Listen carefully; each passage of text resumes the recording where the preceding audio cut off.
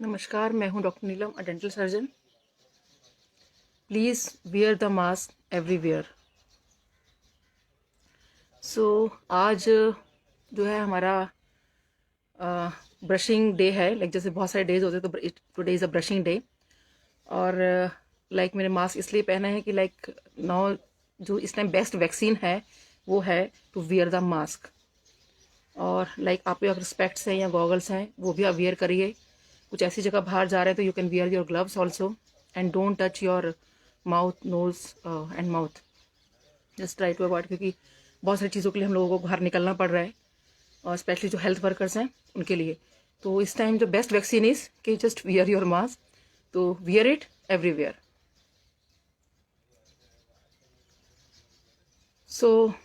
आज जैसे brushing day है, और तो मेरा टॉपिक भी यही है कि how to brush your teeth. क्योंकि नॉर्मली लोग अपना ब्रश नहीं करते हैं ठीक से। अगर ब्रशिंग टेक्निक ही अगर आपकी ठीक होगी तो आई थिंक आप बहुत सारी प्रॉब्लम से बच सकते हो। बट प्रॉब्लम ये होती है कि ब्रशिंग टेक्निक ही लोगों को पता नहीं होती ठीक से कि ब्रश करना कैसे है। सिर्फ ये पता होता है कि ब्रश करना है, कि दिन में 2 बार ब्रश कर लो और दैट्स इट। लेकिन how to brush your teeth, it is very very important. तो मैं आज प्रॉपरली आपको एक बता रही हूँ कि how to brush your teeth.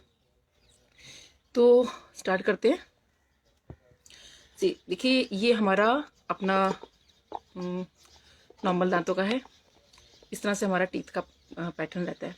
तो जो हमारी ये अपर आर्च है, नॉर्मली हम लोग क्या कर रहे होते हैं, हम लोग इसको ऐसे ऐसे ब्रश कर रहे होते हैं, राइट। लेकिन but this is not a right technique. Right technique क्या होती है कि देखिए, जो हमारा ये गम एरिया होता है ना, जो हमारे सेमी सर्कल्स में है, ये बेसिकली 0.5 mm फ्री जिंजीवा होते हैं, अटैच नहीं होते actually, and it's a normal thing.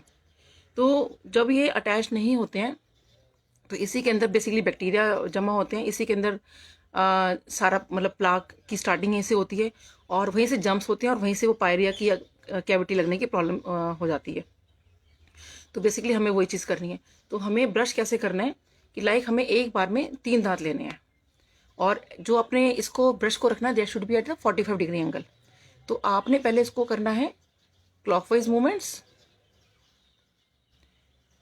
Then anticlockwise, and then downward. Same clockwise movement, it should be at 45 degree angle, anti-clockwise, and then downward। ऐसे पूरी ही arch पे आपने clockwise movements, anticlockwise, and then downward. तो ये at least आपने 4 to 5 times इसको करना ही है। ऐसे जो हमारा अब नीचे के हैं, तो अब इसको आपने क्या करना है, clockwise movement, anticlockwise, and then upward. ऐसे अपने पूरे उसमें करने हैं, clockwise movement, anticlockwise movement, and then upward. ये पूरी आर्च पे आपने यही प्रोसेस करना है, जैसे मैंने आपको अपर और लोअर दांतों के लिए बताया है। और नॉर्मली आपने ये चीज़ ऐसे दांतों को इस तरह से नहीं रगड़ना। नॉर्मली लोग ये चीज़ करते हैं, this is very wrong process. आपने खाली वही clockwise, anti clockwise, and it should be downward, ये आपने ऐसे करना है।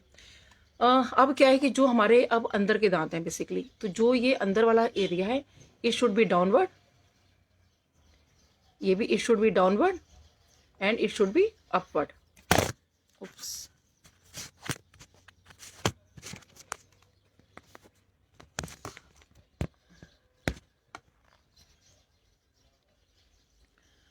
बता रही थी, it should be downward, downward, and it should be upward. अब नीचे वाले जो दांत हैं, ये upward, it should be upward, and it should be forward. तो ये बेसिकली आपको इस तरह से करना है। अब जहाँ से खाली आप खाना चबाते हो, ये जो एरिया है, इसको आपने इस तरह से बहुत हल्के हाथों से, ये इस तरह से ये आपने इस तरह से ब्रश करना है। तो ये आपने ये चीज़ जो है बिल्कुल नहीं करनी, क्योंकि अगर आप ये चीज़ करते हो ऐसे, तो डेफिनेटली यहाँ पर ये इनेमल आपका गड़बड़ होता है यहाँ से। और एक बार में 4 कैविटीज़, यहाँ हमारे लिए कैविटीज़ का मतलब होता है गड्ढा, 4 यहाँ, 4 यहाँ, 4 यहाँ, 4 यहाँ, इस तरह से ये इनेमल इरोजन हो जाता है, और इससे भी कैविटीज़ बन जाती हैं। तो अब हमारा जो ये एरिया है बेसिकली, जो गम एरिया है, तो इस गम एरिया पे आपने ऊपर से नीचे की तरफ जाना है, लाइक दिस। और जो नीचे वाले गम्स हैं इसको ऐसे ऊपर की तरफ। तो लोग नॉर्मली क्या करते हैं कि बेसिकली गम एरिया को लोग नहीं टच करते हैं, और वो सिर्फ ऊपर दांत ऐसे ऐसे साफ किया और दांत साफ हो गया। आपने गम को भी, ऊपर वाले गम्स को ऐसे नीचे की तरफ करना है और नीचे वाले गम्स को ऐसे ऊपर की तरफ। तो ये दिस इज वेरी इंपॉर्टेंट। और इसके बाद आपने जो आपकी टंग है, टंग पर भी इसका जो बैक में कई बार दिए होते हैं, लाइक थोड़ा रफ सरफेस होता है, नहीं तो आप टंग स्क्रैपर आते हैं, उससे आप अपनी टंग है बेसिकली उसको भी आपने अच्छे से क्लीन करना है। अगर आपकी क्लीनिंग प्रॉपरली रखते हैं तो आप बहुत सारी बीमारियों से बच। क्लीनिंग अगर आपकी अच्छी होती है, आप दांत आपके लाइफ लॉन्ग रह सकते हैं। ऐसा कहना गलत होता है कि लाइक हमारी उम्र हो गई और हमारे दांत हिल रहे हैं, या एक एज के हिसाब से दांत जाते हैं। दांत कभी भी नहीं जाते। लाइफ लॉन्ग अगर आप उन दांतों को केयर करते हैं तो दांत हमेशा आपके साथ देते हैं। और साथ में ये बता दूं कि लाइक आपका जब ये ब्रशिंग टेक्निक दिन में 2 बार बहुत ज़रूरी है। आपको रात को सोने से पहले बहुत ज़रूरी है। अगर आप रात को सोने से पहले नहीं करते हैं तो आप बैक्टीरिया को ग्रो करने के लिए 7 से 8 घंटे अच्छे से देने हैं कि आप अच्छे से ग्रो करिए और दांतों को खराब करिए। तो आपने इनको टाइम नहीं देना है। अगर आप कहीं बाहर हैं और आप ब्रश नहीं कर पा रहे हैं तो please at least rinse your mouth. और अगर आपके पास सपोज खाली ब्रश है और पेस्ट नहीं कर पा रहे हैं तो एटलीस्ट खाली ब्रश से ही आप उसको क्लीन कर लीजिए। नहीं तो आप कहीं बाहर जाते हैं कुछ है तो छोटा सा आप अपने साथ माउथ वॉश वगैरह ले जा सकते हैं। तो माउथ वॉश को ही आपने इस पे मुंह में अपने डाला और उसी से आपने ब्रश कर लिया। बट वो सब आपको मतलब ये वो टेम्प्रेरी उसके लिए बता रही हूँ, लेकिन रूटीन के अंदर अपने ब्रश करना है।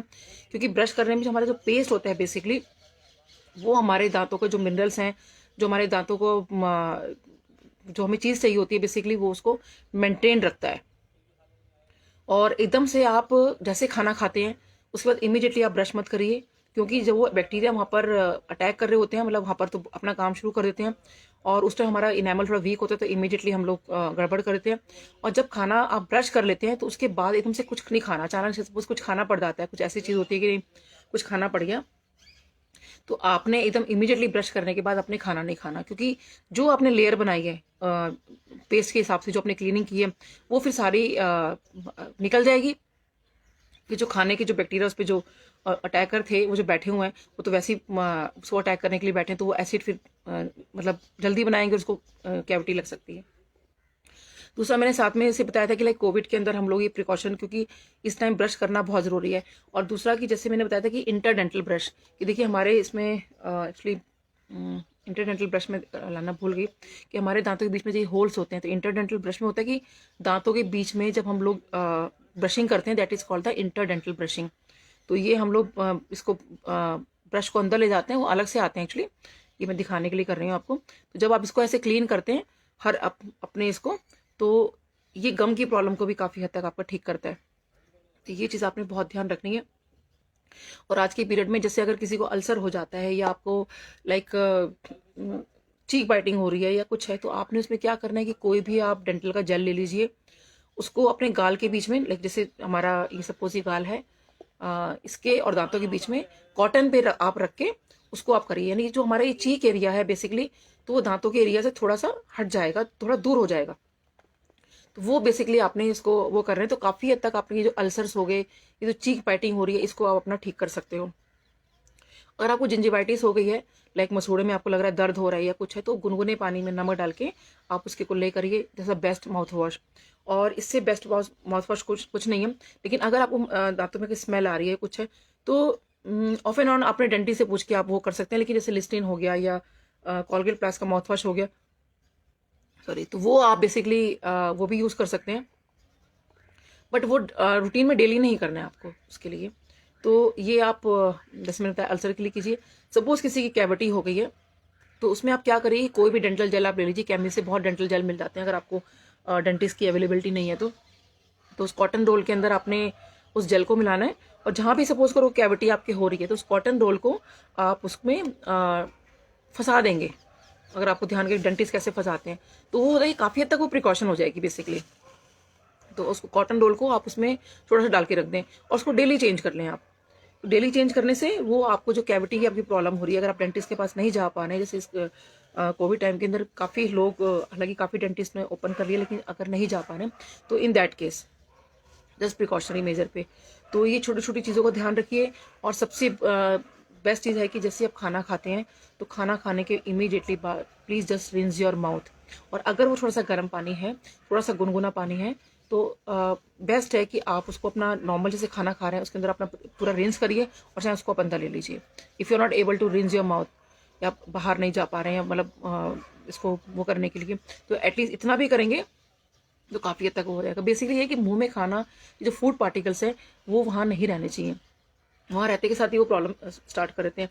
अगर आपकी ब्रशिंग टेक्निक जैसे मैंने बताई है, ये अगर आप ठीक से रखते हैं तो डेफिनेटली आप बहुत सारी प्रॉब्लम से आप बच सकते हैं। जैसे मैंने बताया आपको कि जो हमारा ओरल हेल्थ है, अगर वो हमारी ठीक रहती है तो हमारी ओवरऑल हेल्थ हमारी ठीक रहती है। बट अगर हमारी ओरल हेल्थ ठीक नहीं है तो हमारी ओवरऑल हेल्थ पे इफेक्ट पड़ता है, और ये इफेक्ट हमारे हार्ट पे भी डालता है, लंग्स पे डालता है, हमारे जॉइंट्स पे डालता है, हमारी इनफैक्ट हमारी मतलब हेड टू टो हमारा कोई ना कोई एरिया अकॉर्डिंगली, किसका कैसे खान पीन का तरीका है या कुछ है, उसके अकॉर्डिंगली इसको इफेक्ट करता है। तो please just take care of your health. तो today is a tooth brushing day, तो keep brushing your teeth twice a day. और इसके साथ ही stay healthy, stay happy and keep smiling.